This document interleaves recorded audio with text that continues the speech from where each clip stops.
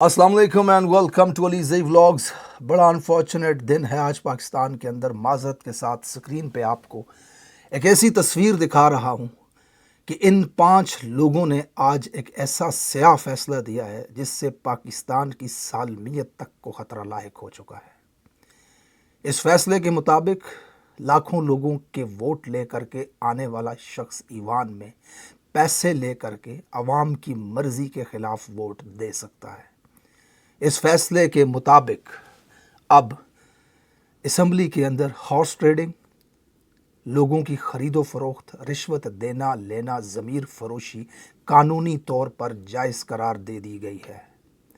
Article 63A बिल्कुल वाज़ेह था कि कोई भी शख्स अपनी पार्टी के ख़िलाफ़ वोट नहीं दे सकता, उसका वोट काउंट नहीं किया जाएगा।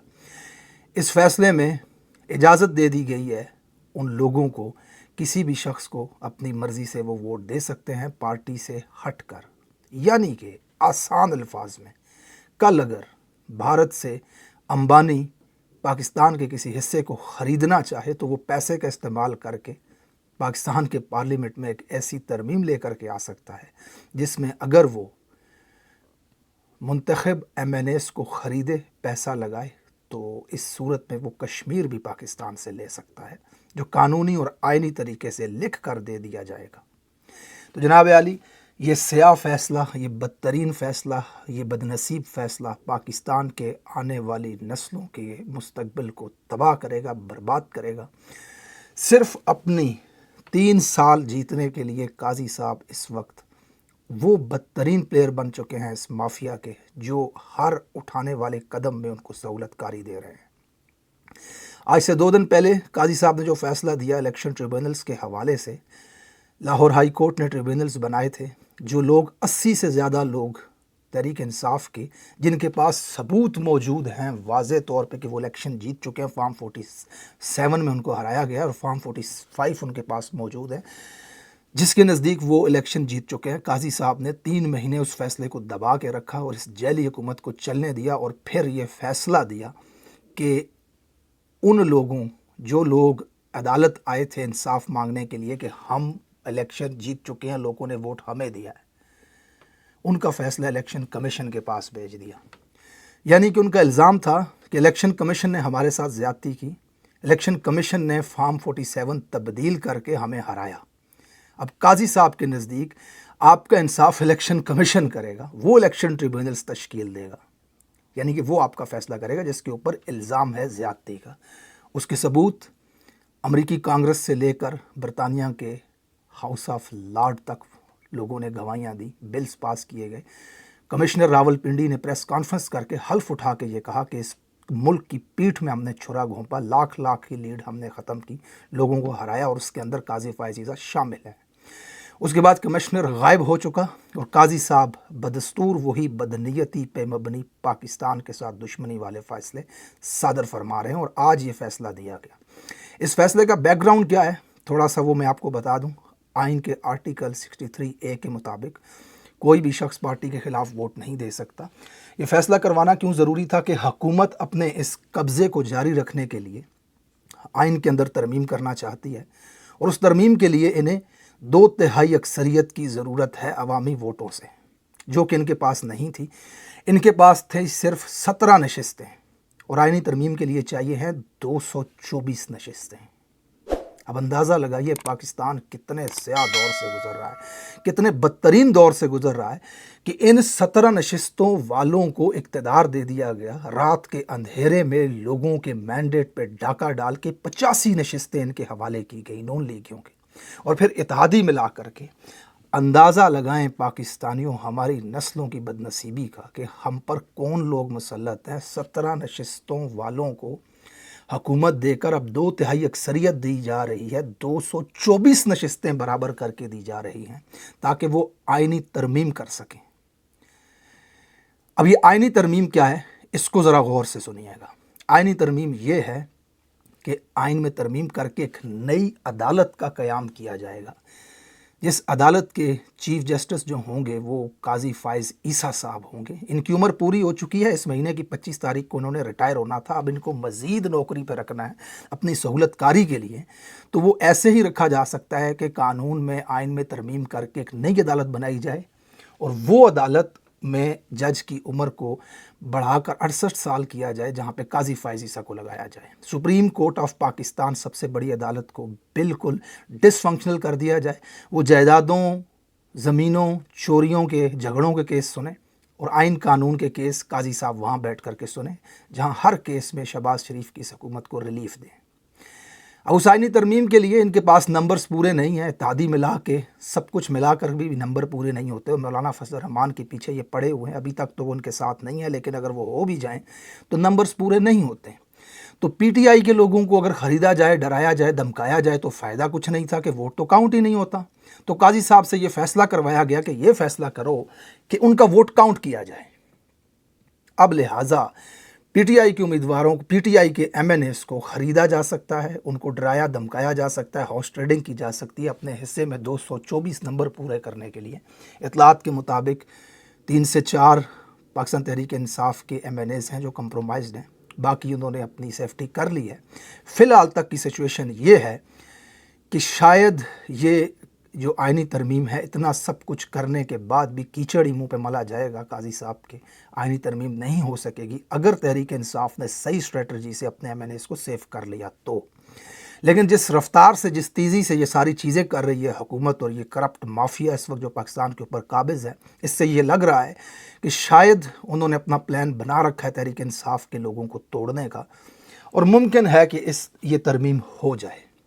فی الحال تک کی سچویشن کے مطابق یہ 50-50 ہے. آنے والے 2-4 دنوں میں چیزیں اور واضح ہو جائیں گی کہ آیا آئینی ترمیم ہو سکتی ہے یا نہیں. اور اگر یہ آئینی ترمیم نہیں ہوتی تو پھر ان کا قصہ پارینہ بن جائے گا. قاضی صاحب کی ایکسٹینشن بڑھ جائے گی اور یہ حکومت بہت جلد گھر چلی جائے گی اور عوام کو ان کا ریئل مینڈیٹ واپس ملنے کے امکانات بڑھ جائیں گے. یعنی کہ قاضی صاحب گھر جائیں گے، اس کے بعد جسٹس منصور علی شاہ صاحب آئیں گے سپریم کورٹ کے اندر. نئی عدالت کا خواب ہی رہ جائے گا. اور جسٹس منصور علی شاہ جو ہیں ان کے بارے میں یہ کہا جاتا ہے کہ آئین قانون کی پاسداری کرنے والے شخص ہیں، اور ابھی تک کے ان کے جو فیصلے ہیں یا جو ان کے معاملات انہیں دیکھ کر بھی لگتا ہے کہ وہ غیر قانونی کوئی بھی عمل نہیں کرتے. الگ بات ہے کہ شاید پی ٹی آئی کی ایکسپیکٹیشن یا لوگوں کی ایکسپیکٹیشنز جو ہیں ان پہ پورا نہ بھی اتریں تو کم از کم ملک کے اندر ناانصافی اور غیر قانونی کوئی فیصلہ ان کی طرف سے نہیں آئے گا. یہ ہے سچویشن اب تک کی. لیکن آج کا جو فیصلہ تھا اس میں واضح طور پہ پوری دنیا، پورے پاکستان نے آج دیکھ لیا کہ قاضی صاحب اپنی ایک ایکسٹینشن کے لیے کسی بھی حد تک جا سکتے ہیں. یہ ایکسٹینشن حاصل کرنے کے لیے وہ بھی کر سکتے ہیں. جی آپ جو سوچ رہے ہیں نا، بالکل میں وہی کہہ رہا ہوں. یہ ایکسٹینشن حاصل کرنے کے لیے وہ بھی کر سکتے ہیں، اس سے آگے بھی جا سکتے ہیں، کچھ بھی کر سکتے ہیں. بہرحال ایک طرف تو یہ سچویشن ہے اور دوسری طرف بڑی اہم سچویشن پاکستان تحریک انصاف خان صاحب کا بڑا اہم احتجاج کی کال ڈی چوک کے اندر پاکستان سے لوگوں کو بلایا گیا احتجاج کرنے کے لیے. حکومت کی طرف سے مکمل رکاوٹیں ڈالی جائیں گی. علی امین گنڈا پور نے اجلاس کے دوران یہ کہا کہ تمام عہدیدار جتنے بھی M P A M N As ہیں پاکستان تحریک انصاف کے، سب کو بتا دیا کہ پورے پاکستان سے لوگ اسلام آباد ڈی چوک میں آئیں گے اور حکومت ان کو روکنے کی کوشش کرے گی. اب یہ بہت بڑا امپیکٹ ہوگا عوام کا ڈی چوک میں آنا. میں اس چیز کو ایسے دیکھتا ہوں کہ اگر عوام بھرپور طریقے سے رکاوٹوں کو توڑتے ہوئے ڈی چوک پہنچ جاتی ہے تو پھر اسٹیبلشمنٹ کو پیچھے ہٹنا پڑے گا، تحریک انصاف کے مطالبات کو ماننا پڑے گا. اور اگر وہ مطالبات مانیں گے تو شاید معاملہ بہتری کی طرف جائے. اور اگر اتنی تکلیفیں برداشت کرنے کے باوجود ایک بڑی تعداد ڈی چوک پہنچ جاتی ہے تو پھر مطالبات نہ ماننے کی صورت میں معاملہ انقلاب کی طرف جائے گا. جو کچھ آپ کے سامنے بنگلہ دیش میں ہوا وہ بھی ہونے کے چانسز ہیں. لیکن اس میں ایک اور اہم پوائنٹ وہ یہ ہے کہ آج فیصل واوڈا نے ایک پریس کانفرنس کی.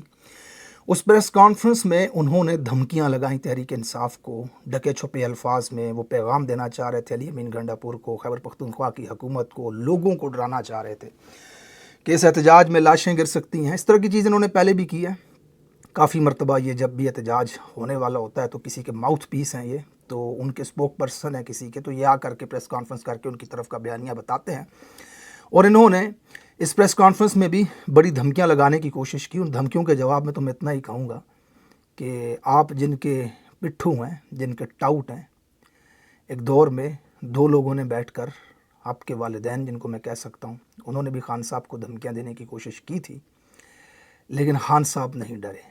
انہوں نے کہا میں یہ ریڈ کراس تمہیں ختم کر کے دکھاؤں گا جو میرے نام پہ لگایا گیا ہے۔ تو وہ جیل کے اندر بیٹھا ہوا شخص ڈرنے ورنے والا نہیں ہے۔ شاید کہ یہ نظام اپنی آخری ہچکی لے گا اس دن جس دن احتجاج ہوگا۔ بہرحال عمران خان کے حوالے سے ان سے سوال کیا گیا تو انہوں نے کہا کہ عمران خان کے نام پہ کانٹا لگ چکا ہے، اور یہ جو اب کرنے جا رہے ہیں شاید یہ ان کے تابوت میں آخری کیل ثابت ہوگا۔ یعنی کہ اسٹیبلشمنٹ کی طرف سے، فیصل وارڈا کی طرف سے یہ پیغام دیا گیا کہ اس احتجاج کو کسی صورت کامیاب نہیں ہونے دیا جائے گا۔ اس میں لاشیں گرنے کی انہوں نے بات کی کہ لاشیں گریں گی تو پھر پرچہ ہوگا علی امین پہ بھی اور خان صاحب پہ بھی۔ خان صاحب کو 32 سال قید کی سزا سنا دی گئی ہے، ان کے اوپر متعدد دہشت گردی کے بھی پرچے ہیں، بغاوت کے بھی ہیں، قتل کے بھی ہیں۔ مجھے نہیں لگتا کہ ان کو آپ کے پرچوں سے ڈر لگے گا۔ وہ اپنے آئینی اور قانونی حق کو لینے کے لیے پرامن جدوجہد کرنے کا حکم دیتے ہیں پاکستانیوں کو، اور پرامن رہتے ہوئے احتجاج کرنے کا حکم دیتے ہیں۔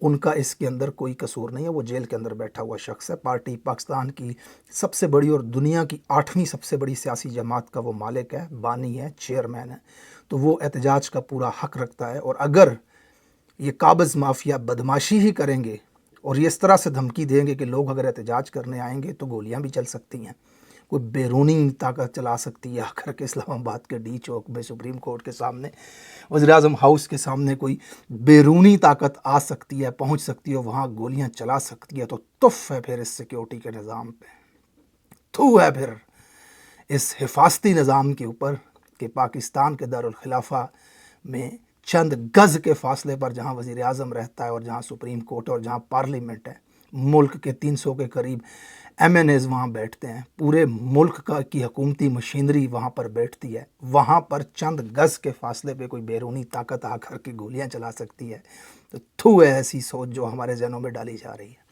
بہرحال بڑی اہم اپڈیٹس ہونے والی ہیں آنے والے 2-3 دنوں کے اندر، معاملات بالکل واضح ہو جائیں گے کہ اونٹ کس کروٹ بیٹھے گا۔ فی الحال تک حکومت اس ناجائز قبضے کو جاری رکھنے کے لیے ہر حد تک جائے گی، اور دوسری طرف عمران خان نے اس میچ کو لاسٹ اوور تک لے آئے ہیں اور وہ آخری اوور کو صحیح ایگریسو ہو کر کے کھیلنا چاہتے ہیں۔ پاکستان تحریک انصاف کے کچھ رہنماؤں کی یہ کوشش ضرور تھی کہ وہ اس احتجاج کی کال کو مؤخر کروائیں خان صاحب کی زبانی، لیکن وہ ڈٹ گئے اور انہوں نے کہا بالکل بھی کال مؤخر نہیں ہوگی۔